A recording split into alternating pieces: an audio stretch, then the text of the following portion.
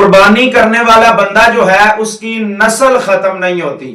اس کا اندازہ آپ اس طریقے کے ساتھ لگا سکتے ہیں کہ سالوں سال بکری کے بچے جو ہیں وہ ذبح ہوتے رہتے ہیں، اور شادی بیاہ کے موقع پر بھی ذبح ہوتے ہیں۔ اس کے علاوہ جب عید آتی ہے تو ہزاروں نہیں بلکہ لاکھوں جانور جو ہیں وہ ذبح ہوتے ہیں، لیکن جو ہی اگلا سال آتا ہے تو اس سے زیادہ تعداد میں ہمیں نظر آتے ہیں بکری کے بچے، یعنی بکرے بھی نظر آتے ہیں، دمبے بھی نظر آتے ہیں، چھترے بھی نظر آتے ہیں، اور کٹے بھی نظر آتے ہیں۔ اسی طریقے کے ساتھ بچڑے جو ہیں وہ بھی نظر آتے ہیں۔